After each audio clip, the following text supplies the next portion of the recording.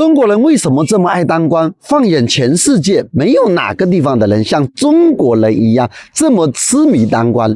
80%的大学生呢，只要大学一毕业，他们就要考公务员。要是考上公务员，他们就离当官更进一步了。不管是大官、小官，只要是个官，就想挤破脑袋抢着去。你们是什么班干部？我是守门员，我是领事员，我是普通话推广员，我是发行管理员，我是前台车的管理员，我是路队管理员，我是书柜管理员，我是黑板管理员，我是学校委员会，我是英语班长，我是英语班长的秘书，我是婚礼管理员，我是垃圾管理员，我是校服管理员，我是空气管理员，我是英语第2节电子技术管理员。气宇轩昂的，不知道来这干啥，量化积分一个个都扣的惨不忍睹。好，简单让我们班长给大家公布一下。周一扣的最严重的就是章法部，光章法部总共周一到周四就已经扣了62分。我就不说其他人，就说章法部，各位家长就可以看出来自己孩子在学校是什么样。我想当中国农业发展银行的行长，继承我的爸爸，因为我的爷爷是中国农业发展银行的行长，我的妈妈是中国农业发展银行副行长，所以我想继承我们的家产。我就想问问老百姓还能友好不？中国人寿财产保险的刘安林，内蒙古的王波，狂收财物超4.49亿，还有辽宁本溪的李奥松，中铁19局的孙强，烟台高新区的龚全胜，海南海口的罗增斌更绝。不仅受贿，还搞权色交易、政商勾结，还有江苏南通的黄卫峰、哈尔滨的李大庆、宁夏的陈志文，甚至当过反贪局局长的韩月仙也落马。这只是被揪出来的冰山一角。第一次听说钱是用吨来计算，就我一个人是用元吗？安徽村书记20亿23吨人民币，125套房子，216辆豪车，63家公司。还涉嫌122起刑事案件，那他合着一天挣多少钱呢？他一天不得挣个好几十万呢？哎，我的个天！算上星期六、星期天休息，他那车一天开1辆，他1年都不带重复的。那钱只就打地铺呗。你好，取8万块钱现金。取钱干嘛用？就买东西啊。资金的具体用途是什么？不是，就买点家里用的东西啊。你买什么？那我没去逛呢，我哪知道买啥呀？你取这么多现金，我们是必须了解资金用途的。不是，你们得问这么仔细吗？这主要是你也涉及我个人隐私啊，我这有权利不跟你这样我不能给你取。不是，那我都排号排了3个多小时了，我想取点自己的钱，这么费劲吗？这位女博主表示，当天她为了到银行去取钱，特意向公司请了假，但是一大早来了才发现，银行办事效率相当的低，不仅接待窗口开得少，就连工作人员服务也是非常糟糕，就像审问犯人一样，不是问他取钱做什么，就是告诉他大额现金无法取出。他不明白为什么现在到银行取自己的钱还变得这么难了。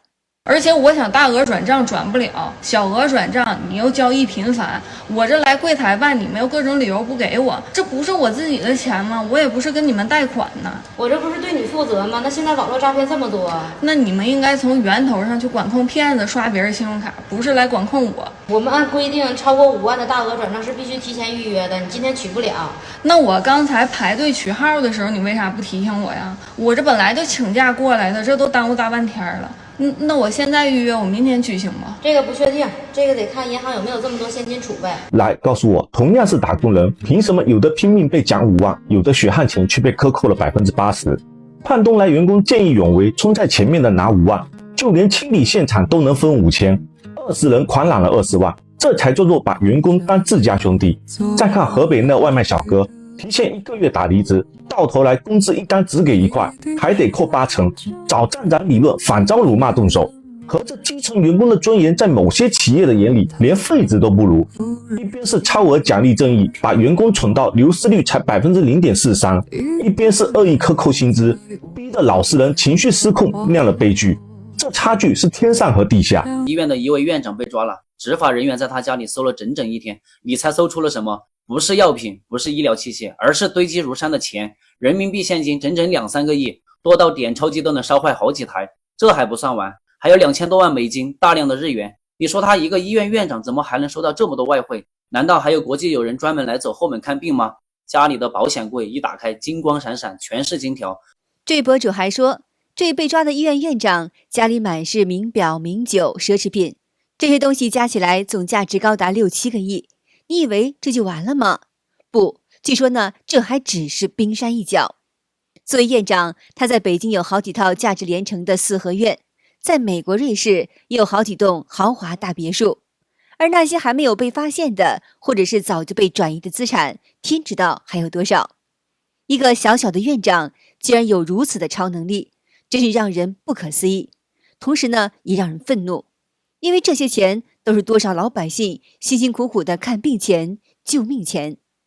贪污27个亿，真不敢相信一个市级医院院长能捞这么多油水。现在贪污都提升到以亿为单位了吗？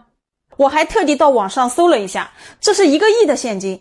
27个亿是什么概念呢？有人帮我们算好了，要装满25辆运钞车，31吨还要多一点。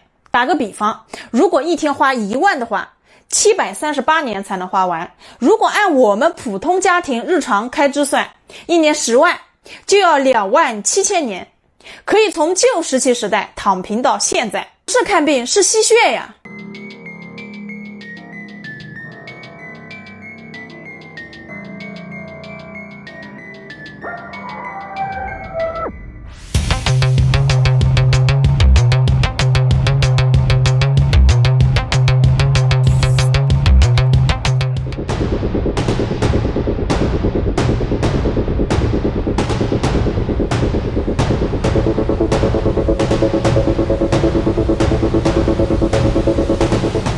山东莱阳有群贫困户，国家明明发了1年5280块钱的补助，最后揣进兜里的居然就剩800块了，这钱去了哪了？被村里会计攥着，被书记扣了。更恶心的是那村书记还大言不惭地说，拿你的钱办你的事儿，给你800不少了。再看看这些贫困户，穿着露着洞的鞋，一步一挪去村委会领钱，还得陪着笑脸配合拍照，才能换一袋大米，1年800块，摊到365天，每天就2块1毛9，2块钱能干啥？连瓶香烟的水都买不起吧？怎么吃饭？怎么过冬？怎么活？到底是谁偷走了农民的补贴？数字看得让人触目惊心啊！超过40亿元的惠民补贴，竟然被175个县截留挪用了，而且呢是用来偿还当地政府的债务，发放公职人员的工资。第二呢，就是其中16个省104个县不法人员恶意骗取4.78亿元。第三就是有3235名基层干部有虚报冒领的行为，共计2329.66万元。医院的一个副院长现在抓进去查出来10个亿了，一个医院的副院长已经查出来10个亿了。这种会判多久？出不来了，5期往上呗，死缓。死肯定是死不了，一辈子在里边了吗？也用不着一辈子，10多年、20来年的，活到个70、80、70多的也出来了。自2012年开始，中共官方以反贪为名，发起史无前例的大规模的权力整肃，从中央政治局委员到基层的村支书，从军队高层到金融监管高官，全国超过500万官员被立案调查。然而呢，这一切并没有救活中国的经济。如今，青年失业率屡创新高，房地产市场全面崩溃，制造业和资本出逃东南亚，股市、债市双重低迷，民企倒闭潮也是不断。对于普通老百姓来说，在房贷、失业、物价和税费的多重夹击之下，越发难以生存。中产阶级则是被蒸发，公务员降薪，医生辞职，青年更是直接成了孔乙己。这一切都发生在500万官员被清洗之后。你的社会一言堂，那就最大的灾难，知道吧？你想想啊，他一个人说了算，谁敢说他呀？你说他，明天就让你滚蛋，是不是？我们中国人呢，实际上呢，人人都痛恨这些东西，痛恨呢也不管用。我想跟你说一说，你都明白了。比如说那个人拿到了100万，你才拿到了1万，你感觉分配不公，你才痛恨他的。如果要给你50万，你就不痛恨他了，知道吧？这个环境出现了问题，那些这个会所里，你看乱哄哄的，都是招待谁的？那不是招待我这种老百姓的，都是招待有钱有势的人。有钱有势的人哪来的钱呀？你就明白了。所以说呢，这个社会出现了问题啊。需要从根儿上去挖去，知道吧？中国真正的出路不是继续反腐败，而是结束中国共产党的体制，这才是人民走向尊严、国家走向复兴的唯一的道路。好的，今天就和大家聊到这儿了，请您记得点赞、订阅、留言，并且分享给您的朋友们。感谢您的支持，我们下期节目再见。